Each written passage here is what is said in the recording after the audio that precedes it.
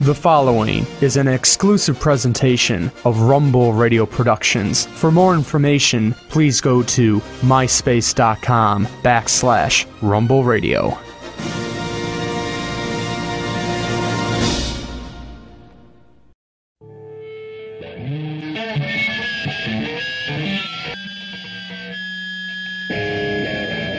Right now, inverted. Cheerleader Melissa trying to bend and snap Mischief in half. I didn't know people could be that flexible. See, she... One is almost touching What the the? Oh my God, she's kicking her own leg. Oh my goodness. Forcing Mischief to kick herself in her own head. Melissa just punishing her.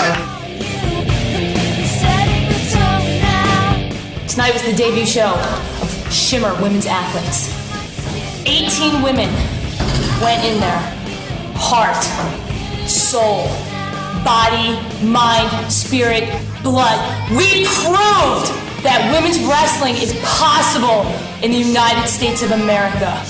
We eat this business, we breathe this business, we live this business. This is our life, this is our soul. This is what keeps us going every day. Shimmer, sparkle while you can. Oh, Nikki Rock's pulling out some quick penitence here.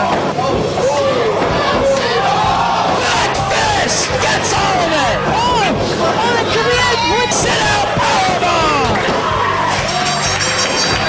And Amazing Kong gets the victory in her Shimmer debut matchup against Nikki Rocks.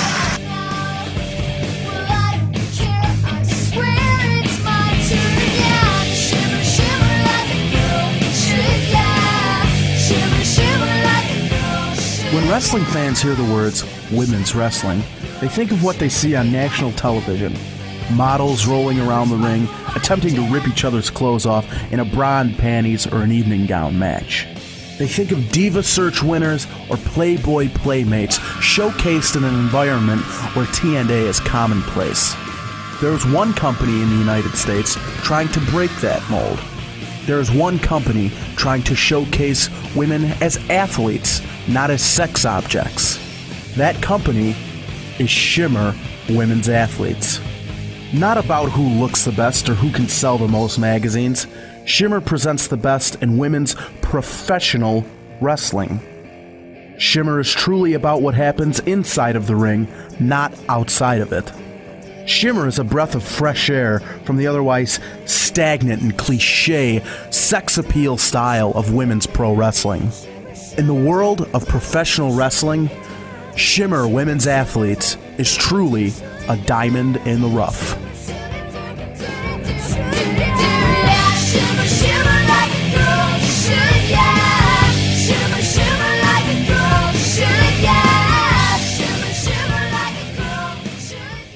For years, SHIMMER owner Dave Prazak felt that the American wrestling fans weren't getting what they should out of their women's wrestling. He felt American fans should be introduced to Joshi, the Japanese style of women's wrestling. After years of hoping, he was finally able to realize that dream.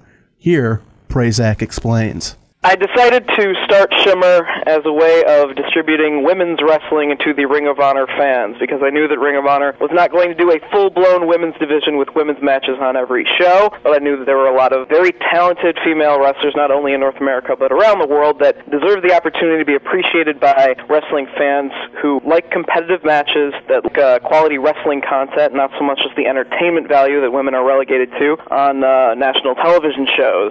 I saw how well Full Impact Pro down in Florida was doing with their DVD sales, and even if the shows might not draw large crowds at the time for FIP, they were able to be seen on a national basis based on selling DVDs, and I felt the same could be true for women's wrestling. Though we might not have a strong following for the live event, and we didn't at first, it could be seen by the masses on DVD, and ROH was a perfect way to get the product in the hands of wrestling fans that could appreciate it. SHIMMER athlete Allison Danger explains how she felt when she first heard about SHIMMER. Dave, for probably as long as I've known him, he's always mentioned that he wanted to do an all-women's promotion based around, like, the Japanese women's style, because you weren't getting that.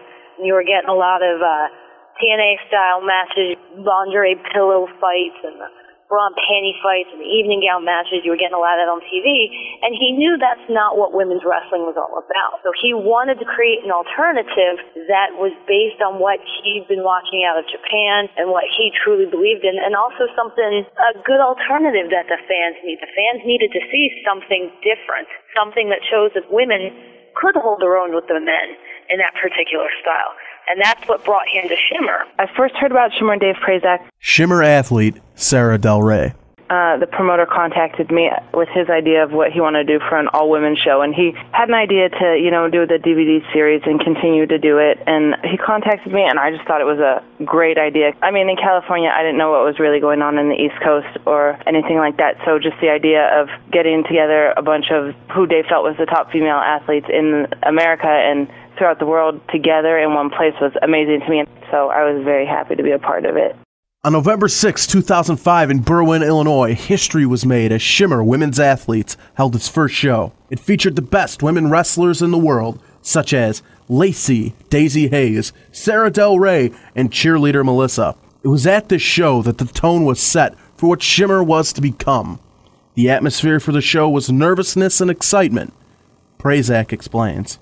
The whole goal of the Shimmer project was to bring the top female wrestlers from around the world to one city and do a show where wrestlers from the East Coast would get the opportunity to wrestle wrestlers from the West Coast that otherwise they wouldn't have been on the same show with. And the very first show, very stressful, but everybody was very much so a team effort. Everybody had a common goal. They wanted to make this new company work. It was a good way that we could build on something that we all felt had a lot of potential. And that first Shimmer show in 2005 has led to the next show and the next show and the next show. Allison Danger. It was a big do-or-die situation. If it failed, it failed, but if it became successful, it would be something new and very exciting and could breathe some life into women's wrestling as a whole. And that is exactly what Shimmer did. Wrestling fans now saw women's wrestling as a legitimate athletic competition. However, it was not 3 or 4 women that put Shimmer on the map, as Dave Prazak explains. Pretty much everyone on the Shimmer roster has contributed in their own way, whether it be someone like cheerleader Melissa, who has had some wild brawls with Mischief. Their feud has definitely been the most intense out of the rivalries on the DVD series thus far, and really shown that women can have a violent and exciting and intense feud. So Mischief and Melissa have brought the violence. Someone like Daisy Hayes or Rebecca Knox have just done great technical wrestling clinics. You have the old school style of Lexi Fife and Malaya Hosaka. Sarah Del Rey's done a great job of, in many ways, being the ace of Shimmer. In many ways, I feel that Sarah Del Rey is the female wrestling equivalent of Bryan Danielson, the guy who trained her. They call him the best in the world, and many wrestling fans have called Sarah Del Rey the best in the world. She has a mixture of influences. Japanese style, Mexican style. She can strike. She's a very strong wrestler, maybe one of the strongest on the roster. And Sarah Del Rey has really shown what a top-notch, all-around female wrestler can be in the United States. Allison Danger is integral to the Shimmer process, not only as a wrestler, but she also helps out in the locker room. I couldn't pull off the live tapings all by myself if I didn't have someone that had great organizational skills to assist in the back, and Allison Danger is definitely that person. And she also does color commentary for us as well on the DVDs, so Allison Danger is a huge part of what makes Shimmer what it is. Ryan Byers of 411mania.com/wrestling. Without a doubt, Allison Danger is the backbone of the whole promotion. Danger, probably one of the most solid wrestlers on the roster. She's not concerned about putting herself into that limelight, even though she had the opportunity to do so. And obviously, your 5 or 6 top girls are, a major part. Daisy Hayes, your Lacey, etc., etc. But really, everybody has a pretty vital role to play. I mean, even the undercard girls, your Josies, your Ariels, I don't know that you could have gotten a better group of people to form the base of that promotion than the women that they do have. The head booker of Ring of Honor, Gabe Sapolsky. Well, Dave Prazak is obviously the key player. He's the one who took a chance on all this and had the vision and saw that there was a market for serious women's athletic wrestling. So he deserves a lot of credit there. He took the chance when nobody else did. As far as the actual female wrestlers go, there's just so much talent up and down the Shimmer roster. And that's really the amazing part, is the fact that there is so much talent out there, and now they have a chance to showcase that talent. I mean, you're talking like Sarah Del Rey. I mean, she's absolutely phenomenal. Lacey, Rain, Mischief. I'm a huge fan of Mischief, and the list goes on and on. Daisy Hayes, a very exciting babyface, a great competitor. So they're women that compete there. Amazing Kong is just a very unique athlete and someone that you can really build to some great matches with. So there's just so much talent up and down the Shimmer roster. Shimmer athlete Lacey. Everybody does. I don't think there are standout girls in the locker room. Everyone can learn something from everyone there. You've got Malaya and Lexi Fife and just so many different people from so many different areas and backgrounds that you can learn from. And of course, Mischief and Melissa have had some great matches, and Sarah Del Rey and Mercedes Martinez, of course. And I don't know, like everyone is part of the whole. Now, all the pieces of the puzzle were in place to make Shimmer successful. However, they still had the overwhelming task of breaking the stereotype of women's wrestling in America. Ring of Honor superstar Nigel McGuinness explains. I know that Prazak was trying to get away from just the TNA, you know what I mean, just the ass, having the same old catfight spots, actually giving girls a chance to wrestle and, you know, work and you know, more the sort of shows, the sort of matches that you see guys normally have. Ryan Byers of 411mania.com/wrestling. Well, I think with traditional women's wrestling, you've got, you know, a couple of different strands of it that have gone on in America over the last several decades. Going back to the 1950s, you did have some women's wrestling that was a little bit legitimate. But even when it was a legitimate athletic competition, it was still a situation in which it was really not taken as seriously as the men's product. It was a gimmick, you know, it was something to break up the main card, like a midget match or something where you go, hey, look, here's the girls now, instead of the men, just to give the crowd something a little bit different. So there weren't a lot of opportunities for women to be taken seriously in that regard. And then pretty much everybody's familiar with what's been going on over the last decade or so, you know, on national television, where the women are really more your TNA act to sell your magazines to a bunch of perverts. And what Shimmer has done, it's taken people who are legitimate athletes who care about their craft and has actually given them an opportunity to showcase it thanks to the DVDs on a national level. That's really a phenomenal opportunity for all of those women. The head booker of Ring of Honor, Gabe Sapolsky. Well, a lot of wrestling fans, when they think of women's wrestling, they're used to TNA or bra and panties matches, and they're not really used to have the women having an outlet to have serious matches and real athletic matches, and that's what Shimmer provides. Is it gives these women who pride themselves on being great professional wrestlers a chance to be great professional wrestlers. Shimmer athlete Lacey. What's considered women's wrestling, I guess, is really what's put on the mainstream, which isn't exactly wrestling. It's bra and panties matches for the most part. I mean, they do have some matches here and there, but they give them 2 minutes. It's really kind of laughable most of the time. And what Shimmer is bringing is actually athletic women's competition that's wrestling. It's not a bunch of TNA nonsense. It's actually wrestling. Shimmer athlete Allison Danger. We're just proving that women can hold their own. We're proving that women can actually wrestle. We can wrestle the same styles that you see the men wrestle. Our looks don't dictate our talent. You know, a lot of people, when they see WWE, they see that style of wrestling, they're like, wow, these are beautiful women. They're not really concerned with how their product is in the ring. And when you come to Shimmer, it's not about how attractive the girls are or if this person's got a skimpy outfit on. It's about athleticism. It's about the fight that we bring to the ring every time. It's the passion that we have for the business and the sport of wrestling. Shimmer's product has changed the mind of many wrestling fans who normally were closed-minded to women's wrestling. While Shimmer has made an impact on many wrestling fans, it has yet to do so on WWE or TNA. However, its impact has been felt tremendously on independent wrestling across the country. Gabe Sapolsky explains. Has definitely had a huge impact on women's independent wrestling. And in fact, I don't feel that Shimmer has gotten the amount of credit it deserves for the impact that it's had on independent women's wrestling. I mean, even in Ring of Honor, it's opened up the door for these women to have longer matches and more frequent matches, and as well to have women who otherwise wouldn't have really competed in Ring of Honor have now had the opportunity to compete. And you just see Shimmer, when these women go to England now, they're advertised as Shimmer women, and wherever they go, you just see more and more women's wrestling all over the independents, and I really think that directly has to do with what's been done in Shimmer. Lacey. Shimmer has changed women's wrestling on the independent scene, because there's never been a time when all these girls have had the opportunity to come together in one place and work each other. A lot of us girls, hardly any of us could get out to California, hardly any of those girls could come out to the East Coast. I was based in the Midwest, and finally I moved out to the East and got to work with more girls, but this is a central location and all the girls get flown in and we all have an opportunity to work each other and get better from that. So I think it's really changing the landscape of women's wrestling on the independent scene at least, and hopefully that can build up to the next level someday. Columnist for 411mania.com/wrestling, Matt Adamson. I guess you could say that their impact on wrestling in general is that women are capable of doing the same types of matches that men are capable of, that there really isn't a separation in the capability of women to men. Ryan Byers. I think it's definitely had an impact on independent wrestling with women. I mean, first and foremost, it's given the 20 or so really good wrestlers who are a part of the Shimmer product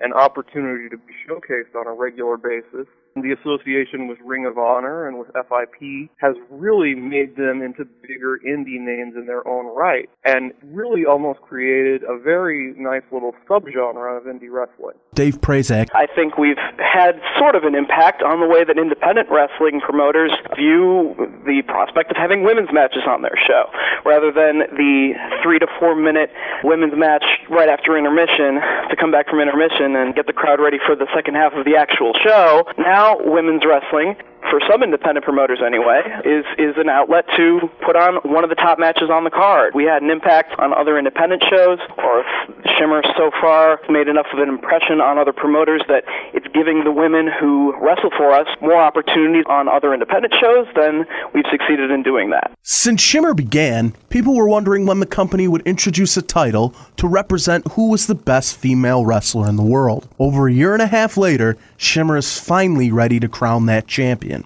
However, the beauty in crowning a champion was not in immediately doing it.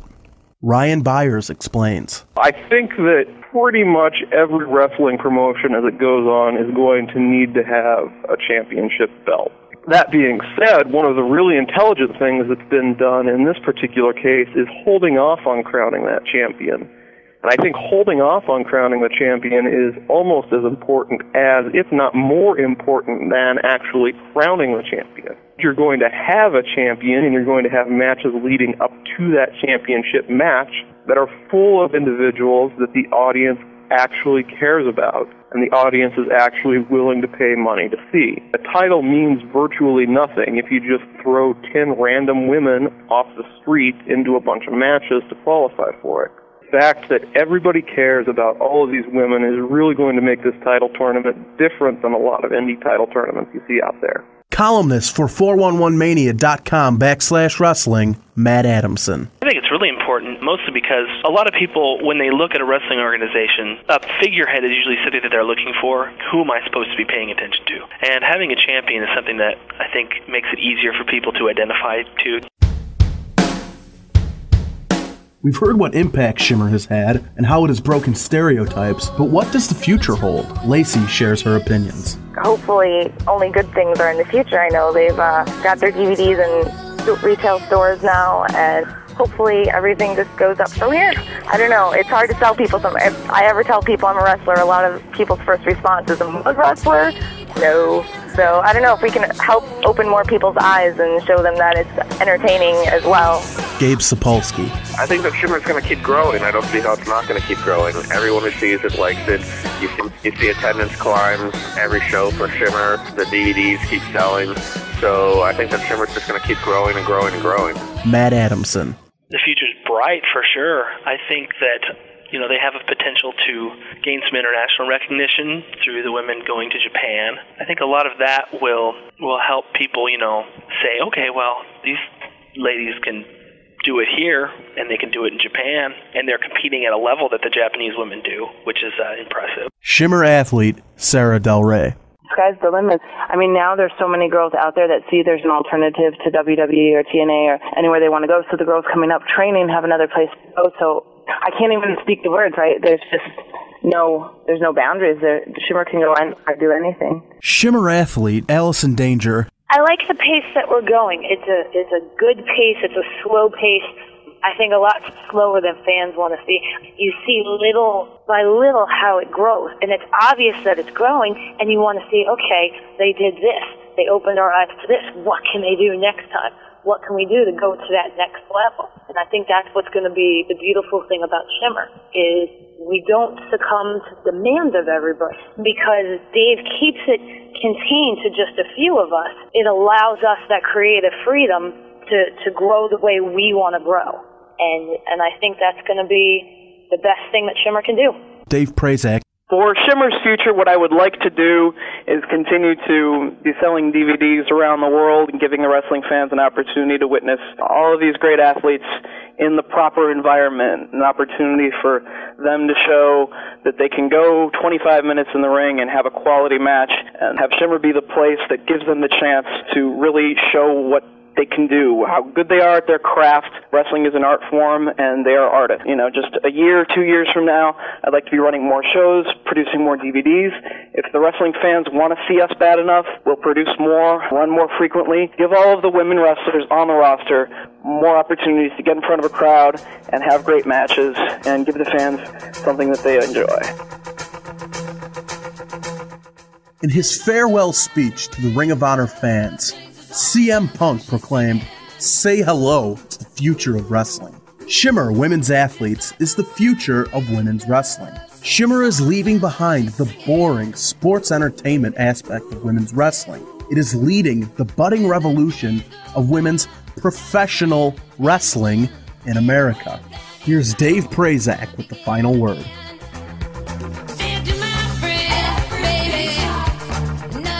Volumes 1 through 10 was just our start. It was just the setup for crowning a champion. Once we've got a champion, we've got a full-fledged promotion, and things are going to get serious because everybody's going to be coming after that champion, and everybody's going to be hot on her trail, whoever it is.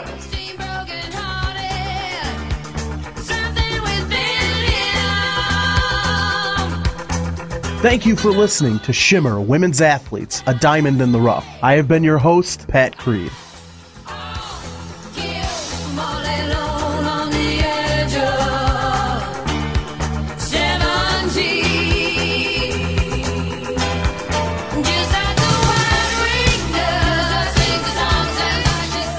Shimmer Women's Athletes, a diamond in the rough has been a production of Rumble Radio.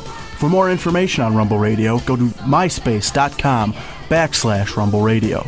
Special thanks go out to Nigel McGuinness and Gabe Sapolsky of ROHWrestling.com.